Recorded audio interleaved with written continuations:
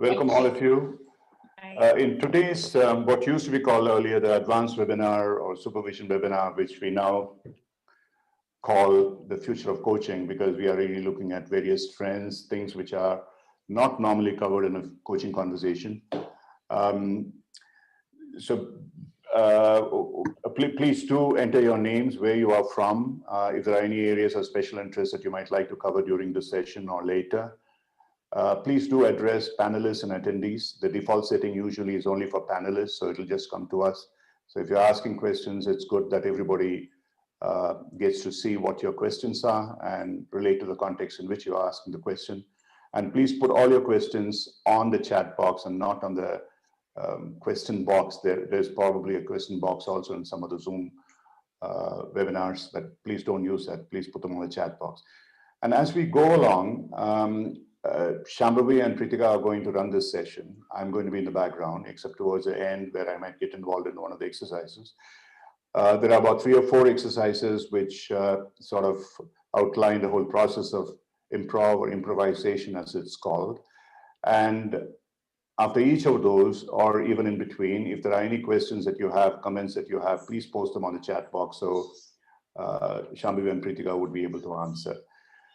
First of all, just to give you a background, I don't know how many of you probably have looked at that. There were a couple of posts that long ago I had blogged about in Coacharya website. It just happened that some years ago, probably about 5 or 6 years ago, in Chicago, I attended for 2 years sessions on improv or improvisation. Second City is considered to be the motherlode of improv in a sense. It graduated many people who later became comedians, and they feature on Saturday Live and so on and so forth, TV shows in the US. And that was pretty much in a sense if not the birthplace, it was actually the foundational growth space for all improv. And I joined that program because my son, who's also a coach, and he did a 1-year program on Second City. And he told me this is something that you must do because it's tremendously of great value to coaching. I really didn't have any idea about what improv was. I had no interest in theater, though I had fooled around a little bit of theater in my early days of career. One of the things I very, very quickly learned was how much improv can help you in coaching. At the simplest level, improv is all about not knowing. You just don't know what's going to happen next. All that you are doing is to respond by deep listening, deep curiosity, deep attention, and then you're responding to the person with a completely client-centric attitude. And you have to have tremendous awareness. In fact, anyone who studies improv would automatically imbibe all those skills which are required for coaching. Whether you want to use it or not, that's a different matter. So I think some of the things that Pritika and Shambhavi are going to sort of role play is going to be to establish or explain these kind of how some of these things are relevant, even in terms of communication, some of the stuff that they're going to do, in terms of how responsive you need to be when you are dealing with another person, verbal and non-verbal cues, and how you get the awareness, or how do you, from there, you can take on that. I'm not here to say that improv is coaching. It is not. Improv, as the name implies, is purely improvisation in theater. But it has got so many elements which are so powerfully capable of being used in coaching that anyone who tries a little bit of improv and get the skills of improv would certainly be a much better coach. So I'll stop here. And as we go along, if there are any questions, please put that on the chat. As I said, please use the panelists and attendees, not just the panelists. And you're welcome. In between the various role plays that they're going to do, Shambhavi and Pritika would answer questions. So wait for that. You don't have to wait till the end of it. And if there are any of you who have some experience in improv and you really would like to come and share that on the panel, you let us know at some point in time. When there is time, we will bring you on the panel as well. Otherwise, we will just take your questions from the chat box. Over to you. Shambhavi is training with us with Anita in Delhi, and that is how I came to know about Shambhavi's interest in improv. and we've been wanting to do it for quite a while now. Pritika is a friend of hers who's also in the improv space. So give them a big hand on the chat box, and over to you, Shambhavi and Pritika. Okay, thank you, Ram. Hi everyone, thank you for joining us this evening. I'll tell you a little bit about where my journey with improv started, and then move into introductions. But just before we get there, I wanted to just tell you a little bit about how this interaction between improv and theater and coaching came to be for me. I'm also the co-founder of Oddbird Theatre and Foundation, which is a New Delhi-based nonprofit that supports, develops, and showcases performing arts. And I've been very interested in the use of theatre and art as learning and development tools for building progressive communities with empathetic individuals. And that's where I found that the transformative and the experiential aspects of art play a very critical role. Pritika and I have worked together at Oddbird and in various theatre collaborations over the years. And she'll be joining us for a brief segment today to take us through the games, through some very simple techniques. And while we were trying to adapt this presentation, we realized that this is normally something that's done in a space where people are in front of each other, they can see each other, they can feel each other's energy. And sometimes trying to demonstrate theater techniques in a little box can be challenging. So this is the first thing that we do in improv, especially when we do it online. We just sort of acknowledge the boundaries of the box, the screen that we occupy. And here is a game we play to break the ice and tune into one another. So I'm going to come back in just a second. And I'm going to need you guys to observe and maybe even type in the chat. Whatever you see, whatever you have come across, that might have, just a second. That might have changed since the last time that you saw me. So Ram, Pritika, feel free to jump in. From the first time that we made an introduction to now, someone has said, I didn't see you before. Okay. And we've got specs, cup, and hairstyle. Yes, yes.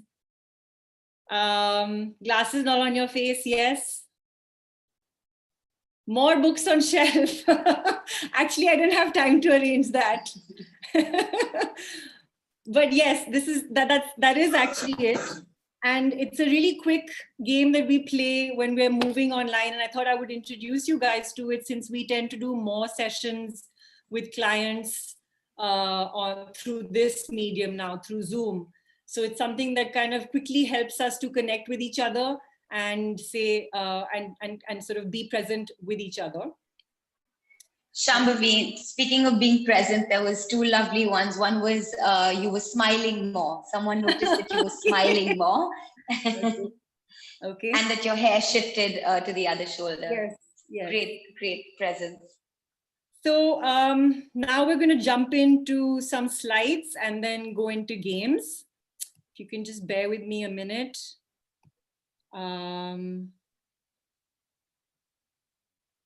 I hope that you have the first slide, which is coaching with improv. Yeah, we can see that. Yeah. You can see that? Okay, great. So what does any of this have to do with coaching, really? And before we really get into the nitty-gritties of that, I wanted us to ask ourselves as a community of coaches, how comfortable are we really with the following scenarios? You know, when you're talking to a client and there's a lot of material coming out, the client is saying lots of things, but you don't know what question to ask the client next. How comfortable are we with really being in the moment with the client and going with the client's flow, not our own. When I say that, I really mean very often when the client is expressing himself, sometimes there's an internal dialogue that's going on in our own heads, trying to break down and process, trying to understand what is being said to us, and then preparing ourselves for how we should respond next. And I felt like when I was coming up with improv programs for the theater, there were some things here that were being addressed by improvisational exercises. So we used to work on a program for using improv for upskilling and wellness. And there were a lot of similarities between the required competencies. So I did a little bit more research and found that the practices of improv have a very wide variety of applications. And it seems like it's really actually a very fun way of practicing tools that can make us better coaches and also help us to tackle various concerns with clients. So what is improv? Improv is essentially the art of creating a scene or a story or a narrative out of a given suggestion or offer. So in improv comedy, the scene, the plot, the point of view, the climax, they keep building one on top of each other on unplanned offers or suggestions.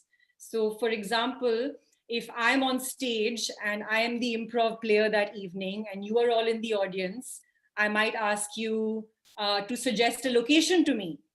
And then one of you might suggest a location that says bus. And then my story has to start on the bus and move on to the next step with my players. So the scene is literally unfolding in real time and none of us know where it is going next. Just to give you a small example, I don't know if you guys are familiar with or remember that American comedy show called Whose Line Is It Anyway? Hosted by Drew Carey. So that to me was sort of the final understanding of how improv games work. And you'll see here, I've outlined really quickly the 4 basic pillars of improv, which is in this very easy to remember acronym called LACE. L for listening, A for acceptance, C for commitment, and E for expanding. And I'll expand on all of that in just a minute. Before we get to that, I just wanted to sort of discuss that these things have been already in practice for many other fields, whether it's business in terms of strategy and managing startups, whether it's medicine in terms of emergency or first responders, or surgeons who need to make critical decisions in split seconds, or whether it's people in education and human resource development who've been using the techniques and the games of improv to create greater flexibility, more collaborative mindsets, and teach a whole bunch of inter and intrapersonal skills. And you'll soon see why. So here we come. We start with the basic 4 things of improv. Listening, acceptance, commitment, and expanding. And I noticed it was quite effortlessly mapping to PCC competencies. And I'll quickly reference some of the ICF's updated markers that come to mind. Embodying the coaching mindset, which is to be open, curious, flexible, and client-centered. All of this comes with the territory in improv. All the players, regardless of who is facilitating or who is leading and who is playing, have to be present in the moment and are required to be open and curious, and their attention is focused on each other, on making each other look good. The gameplay cultivates a lot of trust and honesty, and essentially the spontaneity and creativity required to play these games really helps us to maintain presence physically and mentally, to actively listen, and to evoke awareness. So allow me to expand the idea of listening. It's not just about hearing words. It's very deep, attentive listening. I mean, you have to be there with your whole body, looking at things beyond just the words to the emotion and the physicality and the entire context. So if you are hearing the words, "I'm sorry," and not really the subtext of "I don't really care," you're missing out on a suggestion that might be worth expanding on. And similarly in coaching, you're missing an opportunity to explore. So in improv, one is really taught to pay attention to all the possibilities that can reveal themselves from simple things that the player opposite you might say or do with his hands, feet, expressions, body language, anything. The very key part of improv is acceptance. So you'll find that yes is the most repeated truism of improv. When a player gives an offer, when someone makes a suggestion, it has to be accepted as real.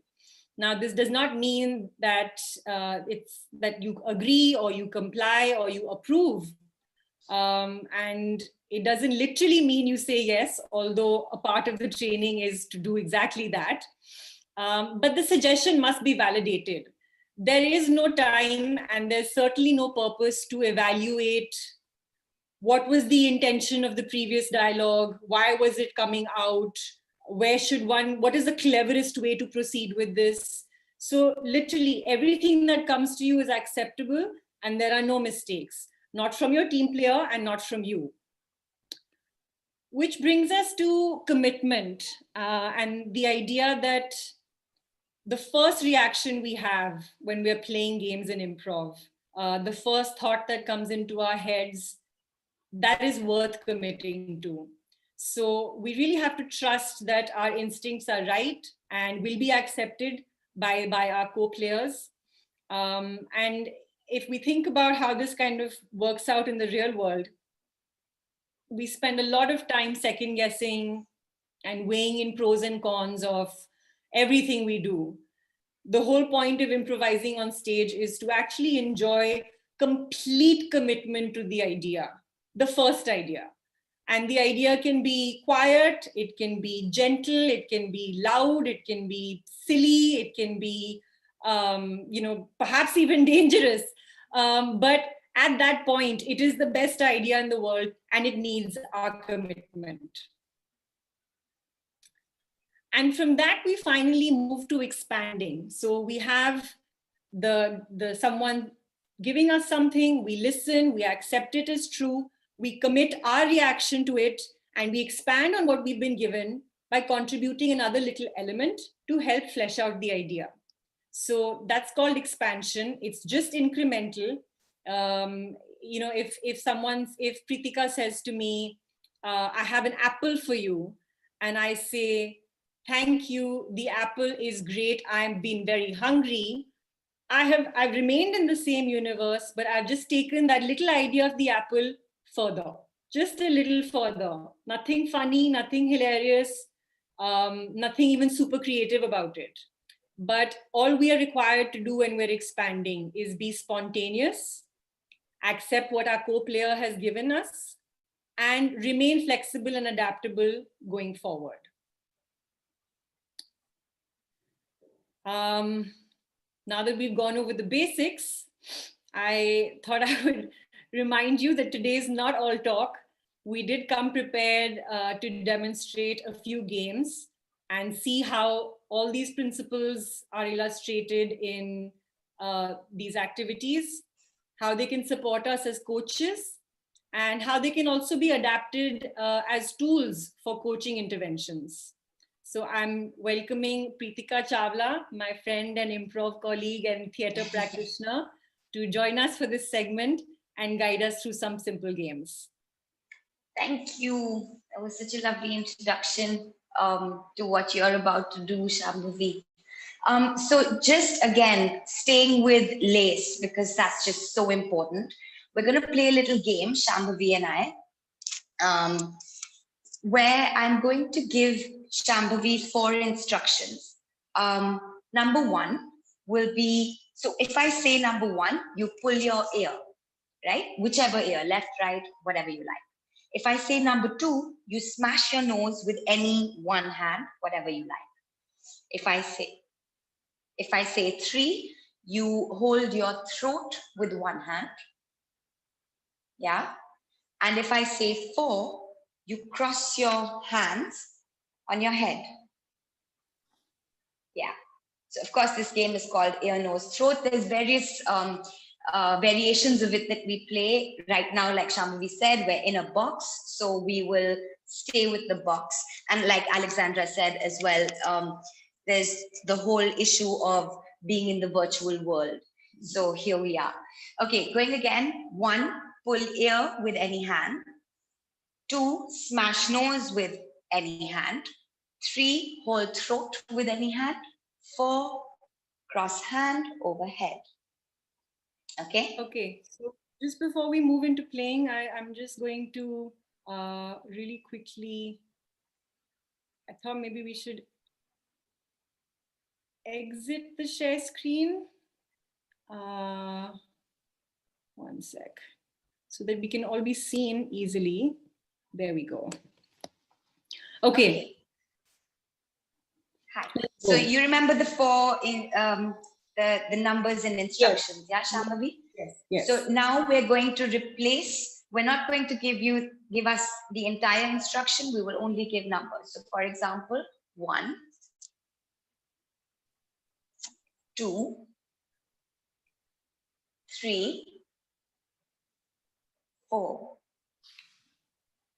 Just for rhythm again, 1, 2, 3, 4. 3, 2, 4, 1. 3, 2,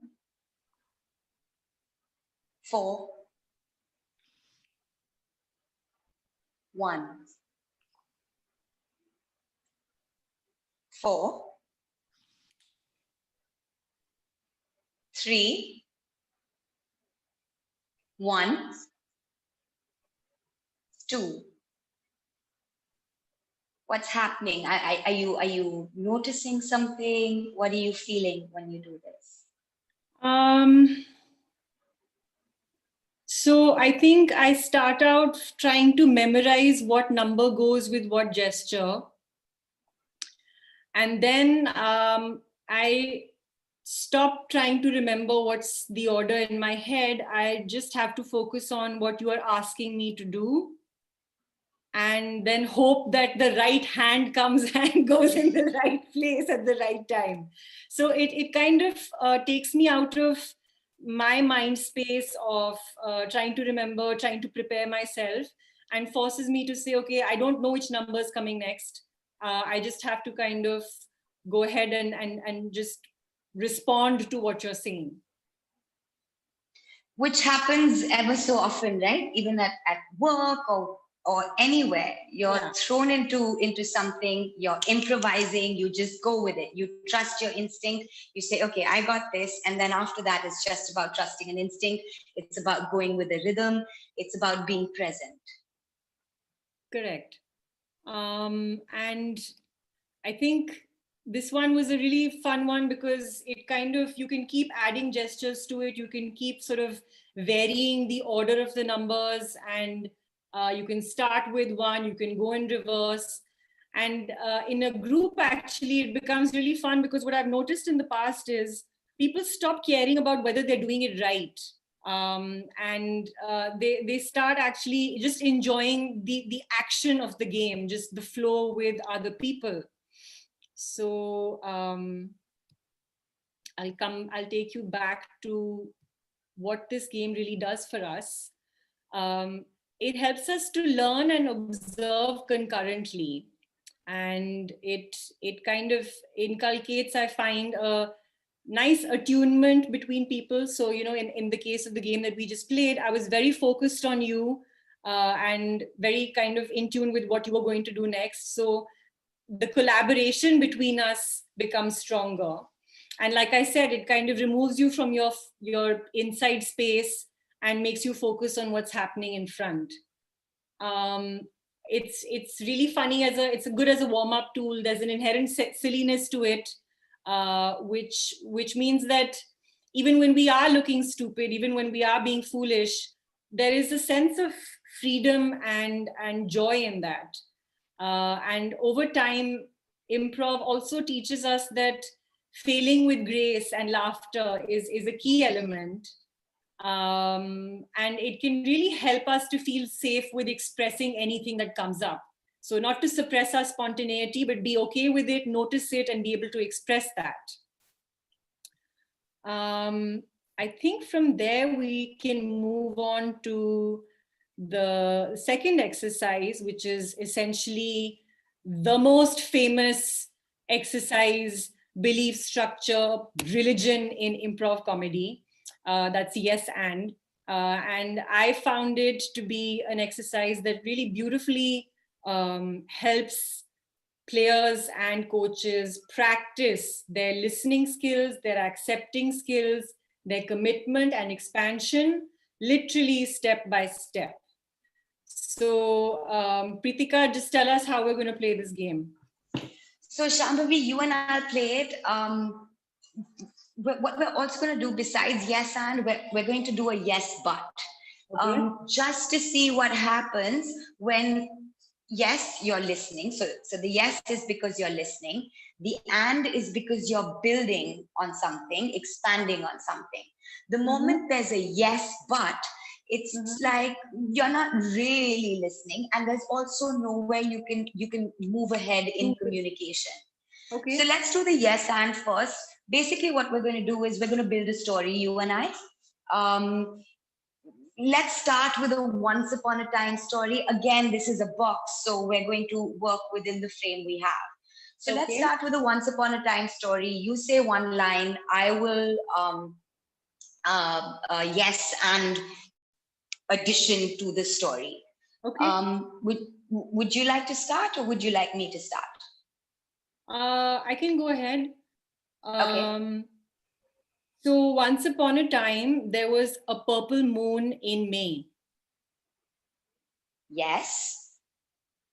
Once upon a time, there was a purple moon in May, and it was believed to be very lucky. Yes, it was believed to be very lucky. And the young girl who saw the purple moon that May also found a pot of gold under the tree. Yes.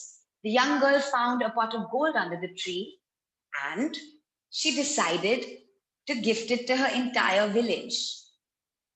Yes, she decided to gift it to her entire village. And then she realized she had nothing left for herself. Yes, she realized she had nothing left for herself, and she decided she mustn't let that happen. She did decide she mustn't let that happen. And then she found a pink goat had come along, and she wondered whether maybe that was as lucky as the purple moon.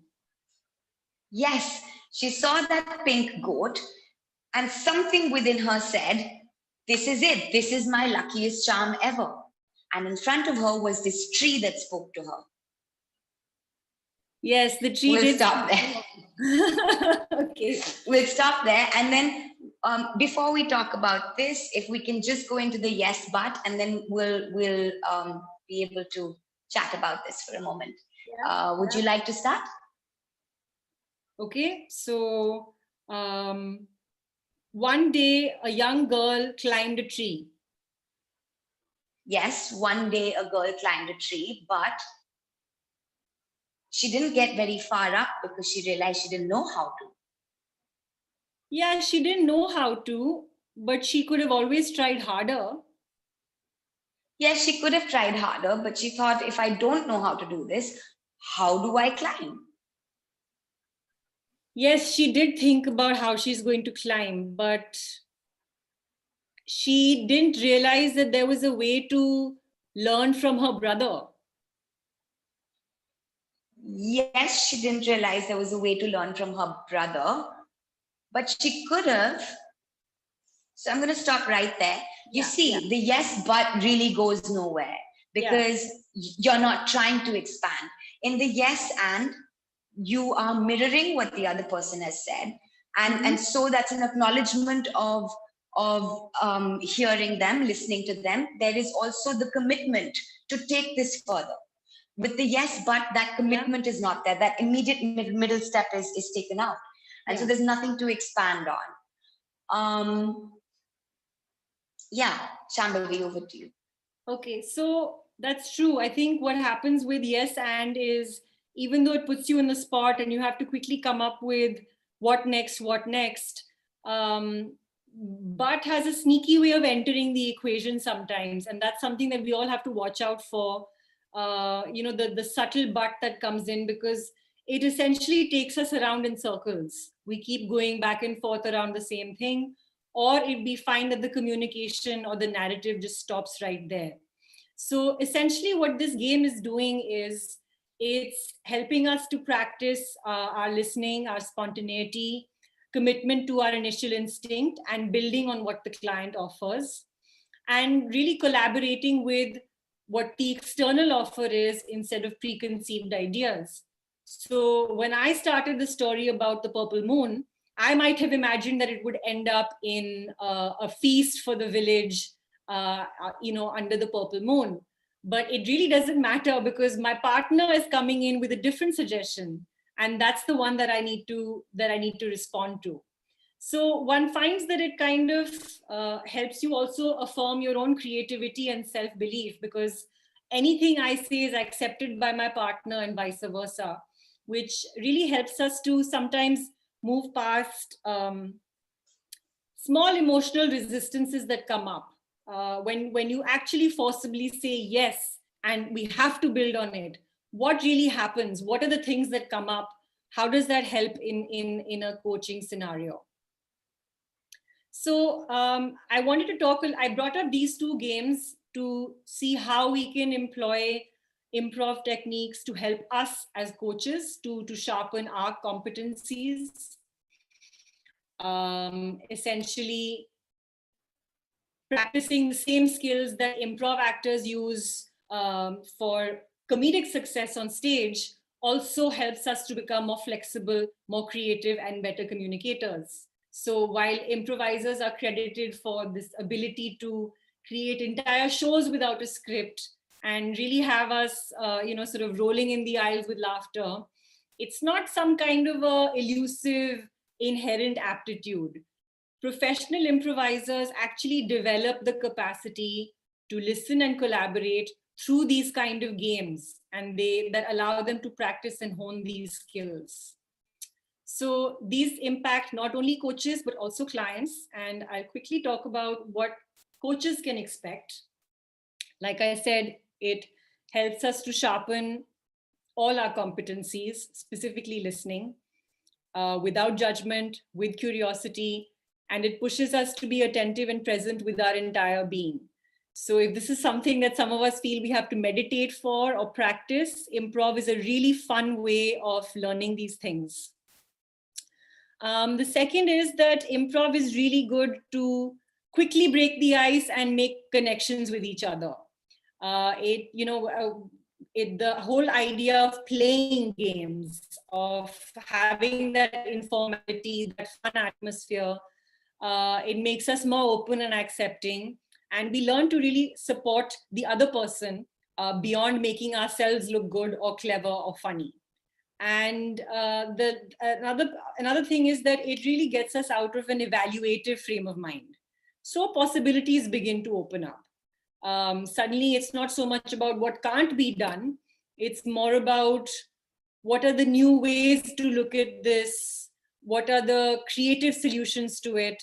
And in a coaching context, how do we respond more productively? How do we really see new things in our clients? Not our preconceived ideas, not our preconceived reactions, but how do we sort of go into what they're saying, what their patterns are, so that we can attempt to get to that more substantially. Another really important benefit is that it improves our agility. We're in the moment, constantly thinking on our feet, and one finds a sort of greater freedom and flow as the secret of dancing in the moment comes up. That's why the gameplay is so interesting. There's better agility. We can fully customize our observations and our questions for each client rather than for each situation. We learn to stay out of our own heads. So, we're not critical, we're not judging ourselves, we're not judging the client. And that gives the space to capture some of those aha moments that we're all looking for, those intuitive insights that can facilitate a breakthrough for the client. And most importantly, I think like improv helps us to be mindful. Everything that is happening is thought and said on the fly. It's all in the moment. There's no time to get upset. There's no time to think about what just happened, why it happened, what the underlying motivations are. You just have to keep going. And it really sort of teaches you to stay right there in that particular time with that person. Universally, the practice of that kind of principle of mindfulness really improves our overall wellness and awareness. Now, before I move on to the next set of games, I just wanted to go ahead and see if there are any questions that we need to take. Yeah, Shambhavi, there was one question. I answered it in some ways. Avinash said, a client is in an yes but situation. What can the coach do to help? Okay. So my suggestion is that this is a good time to play, and you can literally play it as a creative exercise to begin with, and then see how to introduce that as something to associate with the client's problem more specifically. So just the way we played this game of yes and, Preetika and I, Avinash, perhaps you could ask your client for permission to play some kind of a creative game with them in the session where you just try and build a story together. What we've tried in the past is to be really creative and outrageous, so that kind of opens up the flow of words, of ideas, of thoughts. And then slowly you can move from that creative, fantastical yes and to the situational yes and.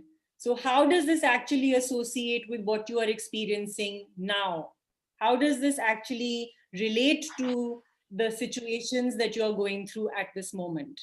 It's really important at the end of every yes and exercise to see how the client is feeling. What are the things that are coming up for them? What is it that's emerging in their awareness? Because when we play games, we're in the moment, we're going for it. And then we kind of take a quick step back and say, okay, what is happening in me, for me, and outside? And that's often a good place to bring their attention to what their patterns are and how they might want to think about breaking them. There's an absolutely brilliant comment from Earl, who says that the yes and the yes but come from different parts of the brain. The yes but comes from the amygdala, and the yes and from the prefrontal. I never thought of it that way, but it's absolutely true. A couple of other questions which have been asked. Benita Joseph asks, I'm assuming that there can be bad improv too, especially cross-cultural situations. How do we set ourselves to ensure we don't fall into that trap? And there are a couple of others after that. So in my understanding of improv, there is no bad improv. There is no mistake in improv. It is anything that happens is okay. The idea, of course, is to prioritize the establishment of a safe space. So that's a very key practice that we follow in all theater and improv exercises that we do, which is that everyone feels physically and emotionally safe to express themselves. And that's what we do in a coaching setup as well. And then if something is not coming, is not translating the way we intended, how do we, can we have a conversation about that? Can we ask, what is it that didn't land well? And how we can see in that so-called mistake an opportunity to create something completely different. So Pritika, feel free to jump in with any experience you might have in the theater context. But the idea is to not feel, one doesn't even have actually in improv the time to say, okay, I said that and that was stupid. Because ideally at that point, when you've said something, you can just, you just have to move to responding to what your co-player has said back to you. And similarly, there is ideally in improv no time to consider, why did someone say that? I'm feeling hurt. Now, if someone does feel hurt, we establish the ability to physically sort of opt out of the activity. But that is just to help the person feel like they have no obligation to be constantly involved. Not because the activity itself has something inherently wrong with it. Yeah, Shambhavi, I mean, very simply put, there is no such thing as a bad improv, because the whole ethos of improv is about the acceptance. Yes. So if somebody deliberately wants to hurt somebody, that is stupid and moronic, and that's not improv. Yes. Because the whole idea of improv is, like in coaching is, it is about the respect to the other person, treating the other person as equal, being client-centric. Mm-hmm. So it's like saying, oh, it's bad coaching because somebody is giving a solution, because you're not supposed to give a solution in coaching. That's the only way that I can put that. So I think as long as you define improv correctly, then it cannot be negative. That's all. Yeah. And there's just simply no right or wrong. Yeah, absolutely. And the whole purpose of improv is really to keep the conversation going, the communication going. That is why the yes but is really not advised, because the yes but closes the conversation. The yes and opens the conversation. So that is what is the greatness about improv. It allows you to continuously keep on exploring opportunities, the endless possibilities, how you can communicate with each other. One other question that came up here was, Earl and others, please change your default setting to panelists and attendees, because people are not able to see your comments if you just address it to only us. There was one question. Pat had asked, can this game build trust in a team situation? The answer is yes, but can you explain, please? The idea of accepting what someone else is saying and not being bound to it in terms of compliance or approval, but just simply accepting it as real and validating it goes a long way in helping people establish safety and trust, especially in a team scenario when there are people who, whether it's a company team or it's a theater team, any kind of team where different people have different roles and there are some communication gaps. Just playing the game where the inherent nature of the game is to respect the other person's point of view, accept it, and then build on it. Not block it off, not close it at that point, not lead to a dead end, but actually put something of yourself in it to expand it a little further, really helps to bring about a sense of collaboration and togetherness. And all of that goes towards feeling more trust towards your co-player, towards feeling safer in being in their company and doing something with them, and a sense of satisfaction that that you're all kind of pitching in little by little into creating something together. Yeah, Shami, I'll put it slightly differently. Also, sorry. Yeah, Pritika, please go ahead. Yeah. No, please, Ram, go on. No, please, you go on. You cannot improv without trust. I would put it the other way around. It's a horse before the cart, not the cart before the horse. If you want to build trust in a team environment, and I would use improv as a prop for them to understand, to build trust. Because unless you trust one another in improv, unless you respect one another and you create the safe space, you cannot continue an improv scenario. And that in turn, of course, breeds trust. Because if somebody doesn't want to play the game, they can always break it off and there can be no trust as well. So I would leave it at that, saying that, yes, it's an amazingly powerful way of how you can enable people to build trust with one another. Yeah, Pritika, you were saying something. Yeah, please. I wanted to add right there that when you're doing, especially when there's a room where people don't know each other, how you're starting out, what topics, what sentences you're using to start out. Like Shambhavi said earlier, the more outrageous, the less one is in their own body or in their own belief systems or anything that might be holding them back. So it might be fun to kind of, like Shambhavi, for example, completely threw me off. We had, to be very honest, we had prepared, we'd kind of gone through these games a little bit. And when we played Yes and with each other, it was a completely different story. I thought that she might be coming in with that story, but she didn't. She came in with a pink moon, and it was great. It threw me off, but it was not something that I was personally invested in. And so I could get out of my body, get out of my mind, and be with her. Yeah, I mean, there are a couple of other questions. I'll just, because of the interest of time, I'll just quickly answer them. Somebody asked, is improv not recommended in certain situations? I don't think so. Unless you are in a solutioning mode and you want to be directive and you want to be authoritative and you want to be a dictator, of course, improv doesn't help because it doesn't work in that context. And there was another question. Naval, somebody asked, I find it difficult to play yes, but when trust is not built.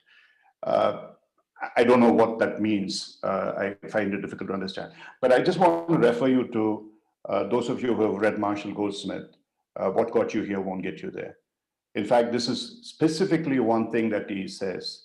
One of the things that which derails one's behavior and makes it unserving to that person is the yes, but. Somebody tells you something and you say, yes, but actually what you're really saying is you are stupid, you know.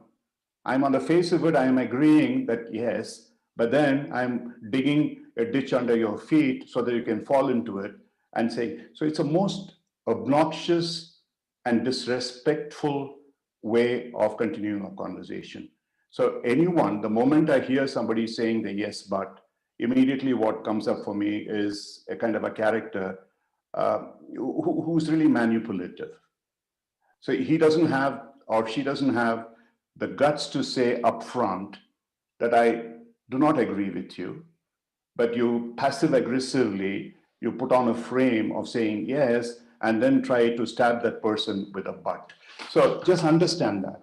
I think that is where the whole context of the yes, but comes in. And this beautifully explained by Marshall Goldsmith in those 21 kind of behavioral challenges that he poses. The yes, but is to be avoided.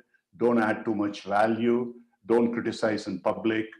Always always praise in public, but criticize if you must in a development way. And these are some of the things which are, I consider it a Bible, Marshall's book. And yes, but is enshrined in that. In a way, improv is enshrined in that. Yeah, sorry, we can answer the questions as they come along. Somebody says yes, but is equal to no. It's much worse than no. If you directly say no, it is fine. It's authentic. It is congruent. But you're not saying no when you say yes, but. You are pretending to say yes, but in fact, you are slapping that person in the face, then adding a but to it. So that is what is obnoxious about yes, but. Yeah, please continue. I think we'll restrict it to the last one, whatever you are going to play. Or why don't you go along with the other one, the reframing kind of exercise, since you are both in a flow at the moment. Okay, so should we go ahead? It's up to you, because you will have probably, you just have about 10 minutes left. So I think you would have time for probably just one. Okay, so let's just quickly go ahead with this game, which we call Bird, Plane, Superman. Essentially, one second. Essentially, so the idea is to look at things in different ways. So let's say that we pick an object. I have a pen.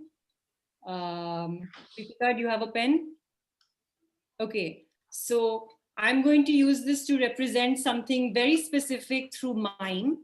And then in a physical scenario, I would pass it on to Pritika, and then Pritika would take it, represent the same object differently, and then pass it on to the next player, and so on until time runs out on something. Now, the key is that the answers should come within the first 3 seconds. So, for example, I would say, this is a pen. Also, feel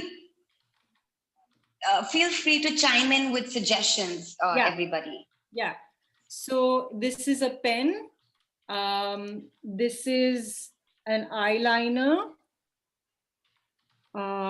This is a toothbrush. This is a hair tie.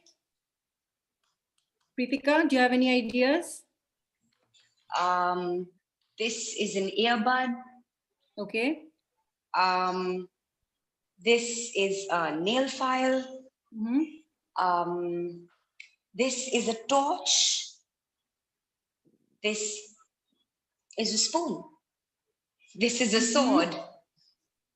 Ruby, you and I thought at the same time. Yeah.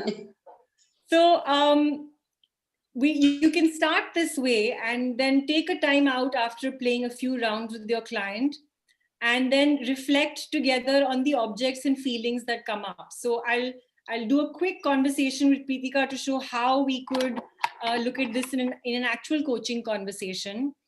I'll be the coach. Pritika, you're the client. Why don't you tell me about a situation that you've been experiencing recently, or something that's been on your mind? As an actor, something that's very, very often on my mind is constant rejections at auditions. Okay. That's something that I am constantly dealing with. Okay. And really, like, how does that make you feel?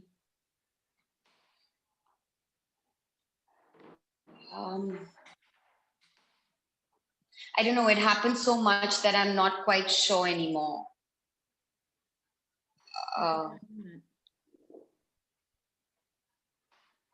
Okay. Do you think that you could try and find, let's play a little game, if that's okay with you. If you can find any object around you that you think could symbolize what you're feeling inside. This I wasn't prepared for, Shambhavi. There's very few objects around me. Okay, here I have my vitamins.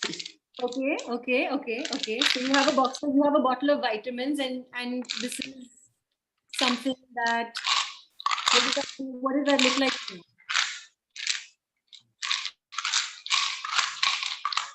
I suppose hollow, noisy, yeah. Okay. So what if we were to expand all the different ways in which we can see this? I have one as well, though not quite as big. This this bottle of pills. So let's say that you say it's hollow and noisy. I see it as a castanet from which you can make music when you're dancing. Could you see it as anything else? Possibly a telescope to look ahead. Okay. I also see it as a microphone through which I'm heard louder and I can sing confidently. A stethoscope to get a feeling of what's going on in me. Okay, that's really interesting. Also, this is a blush brush. It brings out the best in me. It brings out all my nice attributes. Yeah. Anything or a lip balm. Okay. So tell me, I mean, you brought up that you see it as a stethoscope. I think you also said, did you say telescope as well? Yeah. And also hollow and noisy. Now, if I was to ask you, how did those words come up for you? And if you can see any relationship between that and what you're feeling like inside. You know, when I started playing, when you started asking me to think of other things, I actually forgot about the hollow and noisy that I started with. Okay. I felt almost lighter, thinking, that's true. Actually, things can be seen from different perspectives, and the same pillbox that's feeling heavy and noisy or hollow and noisy could be so many other things. That's interesting. So, time out. Pritika, back to you and me. Just wanted to kind of discuss, how do you feel like the game itself kind of works in this scenario? I find that it draws your attention, even myself as a coach, draws my awareness to what is sort of emerging slowly but spontaneously, and it's kind of coming up, and I'm not trying to say, oh, this doesn't make sense, or I don't understand why this word is coming up right now. So how is it for you? It instantly helped me come out of my head. Okay. This is a scenario that has been a heavy one for several years, but you kind of guided me into, you came up with the first one. I see this as something else as well. I've forgotten what the first one you said was, but that kind of opened my mind into thinking of hopeful things as opposed to heavy things. I think that's what was going on with me. Yeah, I see that. Okay. So it's something that can be really innocuous and fun, and then based on the kind of ideas and thoughts that bubble up to you naturally, you can really go back and look at them and say, okay, of all the things that I could have said or would have said, how did these things come up, and how does it kind of associate with something that's going on inside? The other way I feel this is really kind of helpful is because it uses something external to you, whether it's body language or a gesture or an object, to express yourself when putting words to feelings is a hurdle. You know, sometimes things are painful, or they are frustrating, or one has just said them so many times that you don't have new words anymore.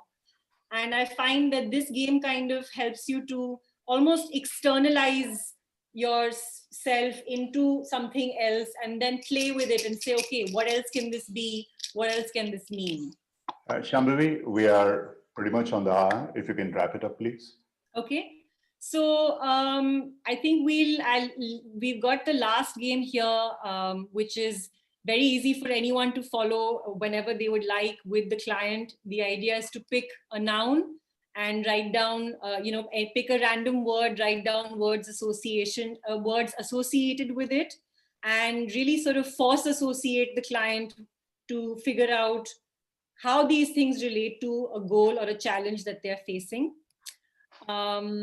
And I'll quickly move on to how this is for clients. So it's a really important, improv has been a really interesting tool of learning and development for clients. And the experiential part of it goes a long way in kind of embedding the learning and internalizing the experience. Usually when we talk about how to communicate, or more flexibility, or more trust, or creativity, we're not sure of what the process is to get these things. And through improv, clients don't just hear about it, they actually experience it. Improv tools also develop quick-wittedness. We're more comfortable thinking on our feet and can handle uncertain situations more comfortably. And it increases a lot of self-awareness. So in cases where clients don't feel like they know, or they feel like they don't know how to talk about what is happening, improv very organically brings our attention to our own thoughts and patterns. We begin noticing them and then trusting them. And this goes a long way in helping us understand the root of any perceived obstacle. Lastly, of course, it helps us to be confident and spontaneous. Playing games encourage us to drop our guard and we feel safe to explore ideas. And it makes us resilient because there are no mistakes. We just learn to view obstacles as opportunities. And somewhere that makes us, kind of ready to play always, even when life is not going according to plan. Because the very interesting thing that I kind of read about improv is that it's not about trying harder. It's about being yourself and doing less outside of who you are. Something that I find so interesting and valuable for us as we try and define who we want to be and the goals that we want to achieve. You will see that the principles of improv have a much bigger application than performance.